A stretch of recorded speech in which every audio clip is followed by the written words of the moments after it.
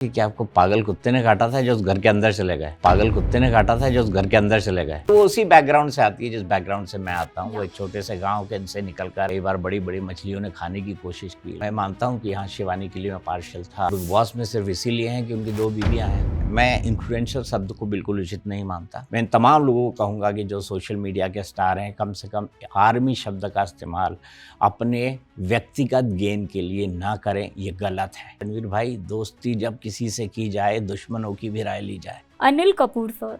मैं कोई एडवाइस नहीं, मेरी औकात में अनिल कपूर जी को एडवाइस दूं। शिवानी। हम भी है जोश में, बातें कर होश में। Hello and welcome to Bollywood Bubble. I am Akriti Bagla and today I am with a very known journalist जो बिग बॉस के घर से भी सबका दिल जीत के निकले, Deepak Chaurasia sir. Hello and welcome to Bollywood Bubble. Thank you Aakriti. First of all sir, it's an honor sitting with you. Sir मैं पूछना चाहूंगी आज, अगर आज Deepak Chaurasia as a journalist, Deepak Chaurasia as a Bigg Boss contestant को कोई सवाल पूछते after this journey, what would it be? मैं पूछता कि क्या आपको पागल कुत्ते ने काटा था जो उस घर के अंदर चले गए? बट क्यों ऐसा लग रहा है आपको सर? नहीं, जर्नलिस्ट को उल्टे सीधे सवाल ही पूछने चाहिए, मतलब जिससे अच्छा इंटरेस्टिंग जवाब निकल जाए। क्योंकि एक फन इंटरव्यू है, मैं अपने एक्सपीरियंस भी शेयर कर रहा हूँ, कुछ अच्छी और कुछ बुरी बातें भी शेयर कर रहा हूँ। तो जो सबसे नॉन प्रिडिक्टेबल सवाल, जो सबसे प्रिडिक्टेबल सवाल है, सबसे आखिरी में होना चाहिए। और जो सवाल आप फ्रेम करें उसमें कुछ ऐसे शब्द होने चाहिए जो तीखे हों, चुभने वाले हों। किसी जर्नलिस्ट का किसी रियलिटी शो में जाना, वो भी बिग बॉस में जाना, कभी बहुत इस तरह से लोगों ने सोचा नहीं होगा कि 31 साल के जर्नलिस्टिक करियर के बारे में मैं किसी ऐसे रियलिटी शो में जाऊंगा। तो इसके लिए यही अच्छा शब्द है कि आपको क्या हो गया था, आपने क्या खा लिया था, कौन सी दवाई खा ली थी, कड़वी दवाई या कोई पागल कुत्ता आपको काट के चला गया था जो आप चले गए। बट सर अगर आपकी जर्नी की बात करूँ, एक चीज जो आपको लगता है कि यार ये मैं कुछ और तरीके से कर सकता था, you would like to redo और नॉट डू, क्या होगी? मेरे को हर चीज करने के बाद ये लगता है कि मैं जब देखता हूँ कि मैं उसको और अच्छे तरीके से कर सकता था, but life is like that. मुझे लगता है कि जो चीज़ मैंने की है उसमें अपना 100% दिया है। हो सकता है ये कि कुछ चीज़ लोगों को बहुत अच्छी लगी हो, कुछ बहुत ख़राब, और किसी के बारे में लोगों का मिक्स फीलिंग हो, क्योंकि दर्शक ही फाइनल जज होते हैं। तो मैं ये उनके जजमेंट पे छोड़ता हूँ। सर जजमेंट की ही बात करें, रणवीर जी से आपकी डे 1 से बहुत अच्छी लगी। जहाँ लोगों को वो एरोगेंट या झगड़ा करने वाले लग रहे थे, आपने उनमें एक समझदार इंसान दिखा। But did you felt bad is also not the word, आपको एक्सपेक्टेड था कि वो आप ही को नॉमिनेट कर देंगे? मैं तो इसको किस्मत मानता हूँ, मैं इसको डेस्टिनी मानता हूँ। आकृति, हमारी ज़िंदगी में ऐसे जो कुछ होता है ये किसी ने लिख कर भेजा हुआ है।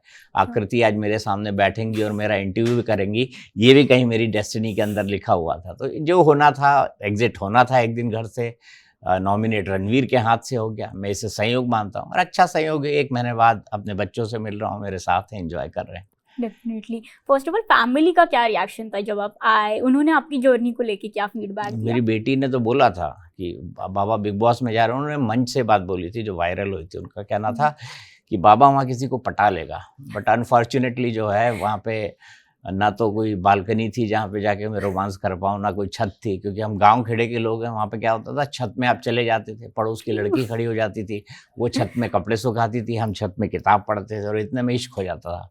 बाद में उसके फादर आते थे और हम बोल देते थे कि ये तेरी वाली है, मेरी वाली। बाद में उसके फादर आते थे, बोलते बहन की शादी है यार, आ जाओ, आप आ जाना। और हम वही जो है बाबुल की दुआएं लेती जाके गाने पे चावल फेंक रहे होते थे। लेकिन बिग बॉस में ये कुछ मिल नहीं पाया मुझे, वो ऐसे हालात नहीं बने, क्योंकि वहाँ पे ना बालकनी थी ना छत थी। तो मैंने कहा कि मैं इससे दूर ही रहूँगा। तो बच्चों का कुछ ऐसा मिक्स रिएक्शन था, कुछ नॉटी था, कुछ शरारती था। बड़ी वाली को लग रहा था मैं जा रहा हूँ, क्यों जा रहा हूँ, थोड़ा सोच रही थी। लेकिन हाँ, जब दोनों ने देखा, दोनों ने बहुत एंजॉय किया। मेरी वाइफ ने मुझे बहुत सपोर्ट किया। अगर मेरी वाइफ अनुसुईया नहीं होती और वो मेरी फिजिकल कंडीशन को समझ के मुझे नहीं मोटिवेट करती, तो शायद मैं इतना बड़ा डिसीजन लेकर इस हालात में वहाँ अंदर नहीं जाता। उनका बहुत बड़ा रोल है। सर आपका ना एक बॉन्ड बहुत कह सकते प्यारा सा दिखा शिवानी के साथ। इनफैक्ट कल के तो वीकेंड का वार पे बोला भी गया कि आप बायस्ड हो शिवानी को लेके, और मैंने कहा मैं बायस्ड हूँ। हाँ, मैंने माना ये मैं बायस्ड हूँ, क्योंकि वो उसी बैकग्राउंड से आती है जिस बैकग्राउंड से मैं आता हूँ। वो एक छोटे से गांव के से निकलकर एक समुद्र में आई हैं। ठीक 32 साल पहले मैं भी एक छोटे से गांव से निकलकर दिल्ली के महासमुद्र में आया था। मैंने भी धीरे धीरे तैरना सीखा, कई बार डूबा, कई बार लाइफ जैकेट आई, कई बार बड़ी बड़ी मछलियों ने खाने की कोशिश की, लेकिन समुद्र में कूदा था, धीरे धीरे तैरना सीखा। तो शिवानी के साथ मैं वही बॉन्ड रिलेट करता था। जब सना सुल्तान ने मुझसे ये बात पूछी तो मैंने उन्हें इस बात का जवाब दिया। हाँ, शिवानी बहुत नॉटी है, कभी कभी मेरी टांग भी खींच देती थी, लेकिन अच्छा है या वो कहते हैं ना, क्षमा बड़न का काम है, छोटन का उत्पाद। तो बच्चों को मस्ती करती रहनी चाहिए। तो मैं मानता हूँ कि हाँ, शिवानी के लिए मैं पार्शियल था, बायस था, और अभी भी हूँ। But sir a lot of people ना ये भी बोल रहे कि वो थोड़ा फेक बन रही है अपना, उनका जो भी एक्सेंट है या उनका जो एक ओपिनियनेटेड नेचर है उसको लेके। देखिए, एक्सेंट तो उनका वैसा ही है। वो जिस इलाके से आती है वहाँ इसी तरह की भाषा और बोली जाती है। उनका लहजा थोड़ा तल्ख होता है, थोड़ा या सख्त होता है। वो शायद ये लोग नहीं समझ पाते। मैं उस इलाके से बहुत रिलेट करता हूँ, बहुत गया हूँ। मेरे फादर का बचपन उसी इलाके में गुजरा था, तो मैं समझता हूँ उस भाषा को। मैं नहीं मानता शिवानी किसी भी तरीके से फेक है। थोड़ी नासमझ है, थोड़ा उम्र का असर है, या और थोड़ा उसका नेचर उस तरीके का है, लेकिन धीरे धीरे वो सीख रही है। सर यू नो एक और बात, आप में कह सकते हैं तजुर्बे के साथ भी आया होगा कि आप लोगों का नेचर परखते हैं। फर्स्ट वीक में हमने देखा कैसे अरमान ने आपको एक धमकी दी थी कि इलाके में आना टाइप्स, यू नो उन्होंने जो शब्द यूज़ किए थे। I want to know sir, उस वक्त गुस्सा आया था? Because seeing at the experience जो आप आते हैं, ऐसी धमकी अगर आपको मस्ती में भी कोई दे, गुस्सा आया था आपको उस टाइम? गुस्सा आया था, मैंने रिएक्ट भी किया था। मैंने उनको कहा था या कि आप जैसे लोग मेरे दफ्तर के 2 किलोमीटर दूर तक भी नहीं फटक पाएंगे। ठीक है, आया चला गया, बातें हो गई। लेकिन हाँ, इतना ज़रूर कहना चाहूँगा कि आदमी को क्या बोलना चाहिए तो पता ही होना चाहिए, लेकिन क्या ट्रू। नहीं बोलना चाहिए ये ज़्यादा पता होना चाहिए।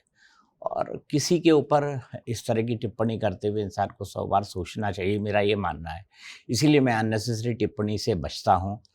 हाँ, टीवी पे मैं बहुत वोकल होता हूँ, कई बार मुझे लोगों को वैल्यू जज भी करना पड़ता है, कई बार उनके कमेंट्स के लिए काटना पड़ता है, लेकिन वो मेरा एक प्रोफ़ेशन है जिसको मैं पिछले 31 सालों से निभाता आ रहा हूँ।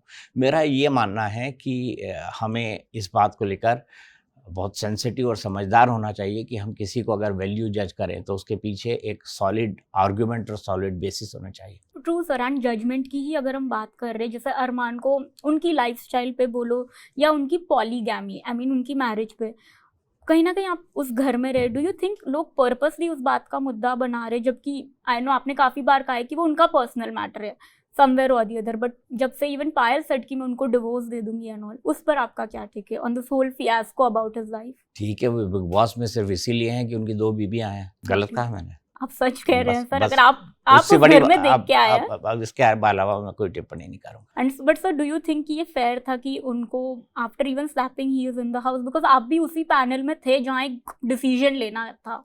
हमारे सामने जो फैक्ट्स थे उसमें हमने लवकेश से साफ-साफ पूछा था कि लवकेश, क्या उनका जो जवाब है वो गलत सेंस में था? लवकेश ने जब इस बात को माना तब या हमने उसको असाधारण माना।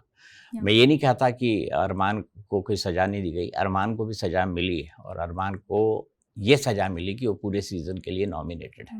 या do you think Bigg Boss Sana Maqbool के टूवर्ड्स रियली बायस्ड है? बिल्कुल बायस नहीं है, सना मकबूल के तरफ बिल्कुल बायस नहीं है। मेरे ख्याल से शनिवार वीकेंड के वार में जितनी खिंचाई सना मकबूल की हुई है उतनी किसी की नहीं हुई। हाँ या ठीक है, उनकी खिंचाई मैंने सुना लोग एंजॉय करते हैं। या अगर एंजॉय करते हैं तो अच्छी बात है। बिग बॉस का मतलब बिग बॉस का एक वैल्यू है, और उसमें किसी भी शख्स को लेकर लोग बिग बॉस की खिंचाई देख रहे हैं, बिग बॉस की खिंचाई को पसंद कर रहे हैं, तो मैं इसको एक पॉजिटिव बात मानता हूँ।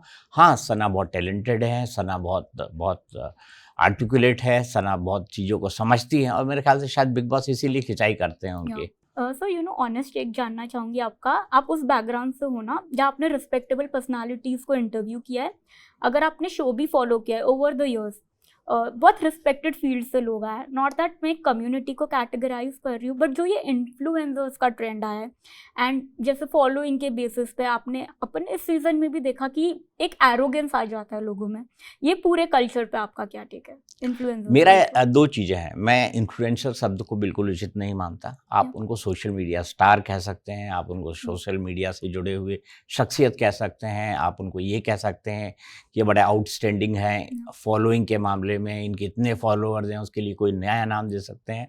लेकिन मुझे इस बात से आपत्ति है कि उनको इन्फ्लुएंसर कहा जा रहा है। मुझे इस बात से भी आपत्ति है कि उनके सपोर्टर्स को या उनके खिलाफ बोलने वालों को आर्मी कहा जाता है। ट्रोल आर्मी या फिर सपोर्टर्स आर्मी, ये गलत है। आर्मी एक बहुत ही पवित्र और पावन शब्द है जिसका इस तरह से इस्तेमाल नहीं होना चाहिए। इन्फ्लुएंसर इसलिए नहीं होना चाहिए कि इन्फ्लुएंस किसी को करना बड़ी बात है। जो आदमी इन्फ्लुएंस करता है, इन्फ्लुएंस का असर कभी शॉर्ट टर्म होता है, लेकिन ऐसा भी होता है कि कुछ लोगों की बातों का असर आपके पास जीवन भर के लिए होता है। कुछ ऐसी बातें होती है जो आपकी पूरी की पूरी ज़िंदगी को प्रभावित कर जाती हैं। तो मेरा ये मानना है कि ऐसे लोगों को इन्फ्लुएंसर बिल्कुल नहीं कहना चाहिए। इनके लिए किसी और तरह का शब्द का इस्तेमाल होना चाहिए, और कम से कम सपोर्टर्स आर्मी और ट्रोल आर्मी, मैं इन तमाम लोगों को कहूँगा कि जो सोशल मीडिया के स्टार हैं, कम से कम आर्मी शब्द का इस्तेमाल अपने व्यक्तिगत गेन के लिए ना करें, ये गलत है। सर लास्टली मैं कंटेस्टेंट्स के नाम लूंगी एंड पहली चीज है एक एडवाइस जो आप, क्योंकि अभी आप घर से बाहर आ गए, उनको क्या देना चाहेंगे? अनिल कपूर सर। मैं कोई एडवाइस नहीं, मेरी औकात में अनिल कपूर जी को एडवाइस दूं, लेकिन हाँ अनिल जी, मेरे पिता ने मुझे सिखाया था कि अ से जो हिंदी की वर्णमाला है इसमें पहला शब्द अ अक्षर से शुरू होता है। अ से ही अनुशासन आता है, और मेरा ये मानना है अ से अनुशासन के बाद इस अनुशासन को मैंने किसी से सीखा है तो वो अनिल कपूर जी हैं। रणवीर को एडवाइस तो नहीं दूंगा, लेकिन रणवीर को एक शेर जरूर सुनाऊंगा जो मैंने उनको सुनाया है। रणवीर भाई, दोस्ती जब किसी से की जाए, दुश्मनों की भी राय ली जाए। सना मकबूल। चुप चुप खड़ी हैं, जरूर कोई बात है। सना सुल्तान। नजाकत के भी मायने हैं। अरमान। एक्सीडेंट हो गया रब्बा रब्बा। कृतिका। हम भी हैं रेस में। शिवानी। हम भी है जोश में, बातें कर होश में। Thank you so much, sir. And really, we'll miss seeing you in Big Boss house. And thank you so much. Thank you. नमस्कार, मैं हूं दीपक चौरसिया। अभी बिग बॉस के घर से आया हूं। क्या रहे मेरे अनुभव, खट्टे मीठे कड़वे जैसे भी हैं, आप सुनिए मेरे साथ बॉलीवुड बबल पर।